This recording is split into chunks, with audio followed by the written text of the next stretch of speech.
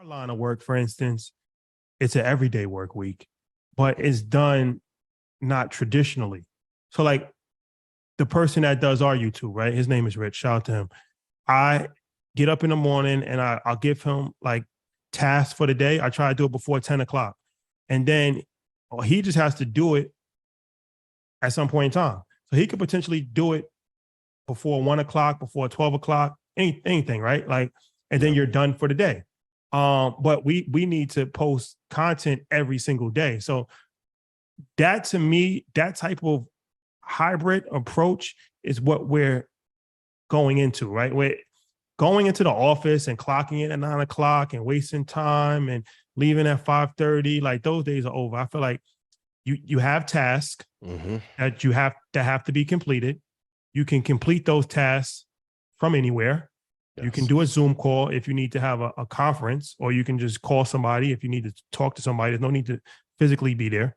So that cuts overhead as far as, and this goes back to the commercial real estate play, that cuts overhead as far as office is concerned, but it also cuts the amount of people that you need as well, because you realize you don't really need that many people, because a lot of people are getting paid to do nothing. Trim the fat. So trim the fat, extremely important, and not to call people fat, because we are sensitive that people are getting laid off.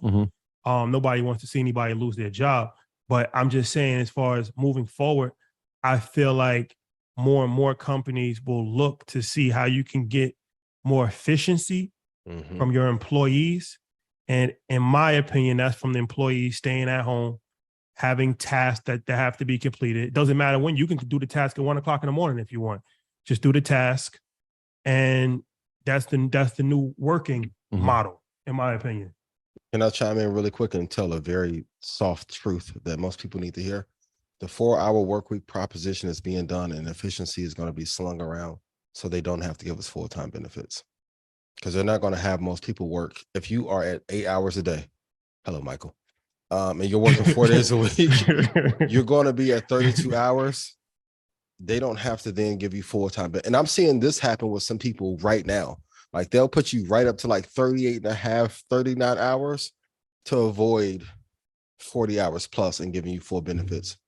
So please be careful as they are pushing this initiative of a 4-day work week, that you don't get caught in that trap of them trying to lower your benefits or your pay, and then subconsciously or subtly in corporate forcing you to do more while giving you less. Yeah, you see in France that well, you should get, well, what did you say? You said, wait. No.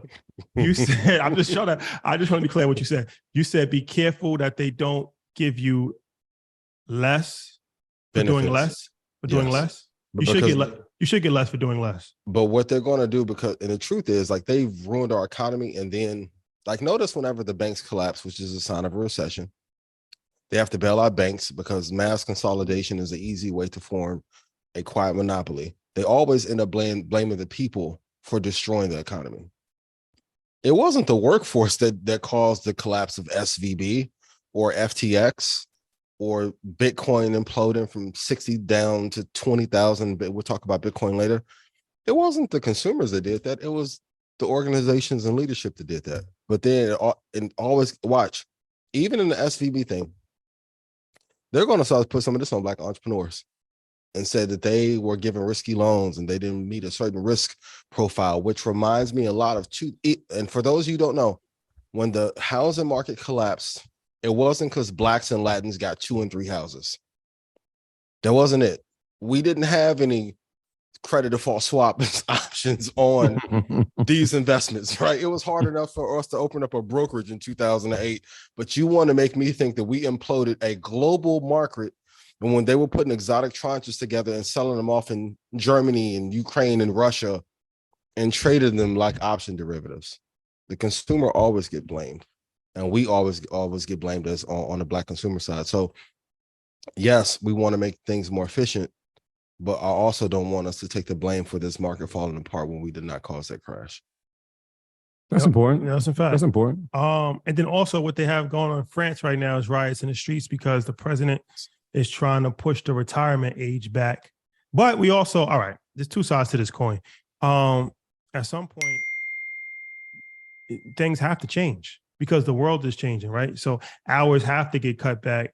The retirement age has to get pushed back. If people are living longer, right? It's just common sense that the retirement age has to get pushed back. It's a strain on the Or on the- leisure has to be earned faster. Maybe the government of France is not doing that well by the people. Anytime a government is trying to extend the retirement age, it is a sign that they have messed off the pension and government funds for you to retire. That's the big bomb. When that gets dropped, student loan debt, and where is the Social Security money at? Well, if you're relying on the government for retirement, then you're screwed. You're screwed anyway. I'm just going to be fully transparent. Y'all think FTX bad? Wait till they reveal that bubble when they get on 60 Well, Minutes. here's the thing. If you ever look at so this is important.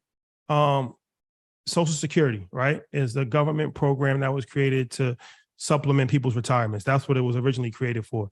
Mhm. But supplement is extremely important. It was never designed to be the fully source of retirement. But if you look at your statement, you can go online and look at your Social Security statement. It actually says the day that Social Security will be insolvent. It says Yes. it's you can actually read it. I forget what year it Scary. is, but I don't know exactly what year it is, but let's just say it's like Look. 2030. It'll say like in 2030, Social Security is on pace to be insolvent.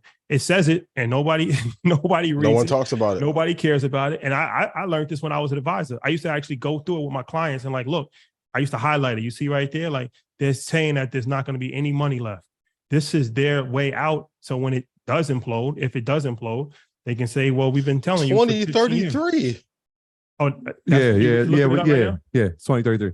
it's 2033. We're nearing. We're nearing. It's on now. Yeah. They can, of course, they can make changes. They can do bailouts, but as it stands right now, it's on pace to disappear in 2033. So you, as an intelligent person, should never plan. If somebody's saying, okay, 2034. I'm on pace to divorce you in 2034, you prepared to get divorced. You don't cry about it when they're telling you. Yeah. They're telling you it's going to happen.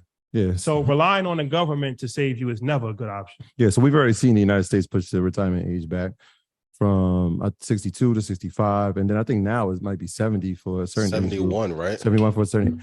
France is proposing to push it back from 62, which is what it is now, to 64. So 2 more years. That's still That's younger. reasonable. That's still younger than what the United States has. That's very reasonable. Yeah, that's not bad. The So European then what, have 11 years or 14 years of life to go explore and travel and play with your grandkids?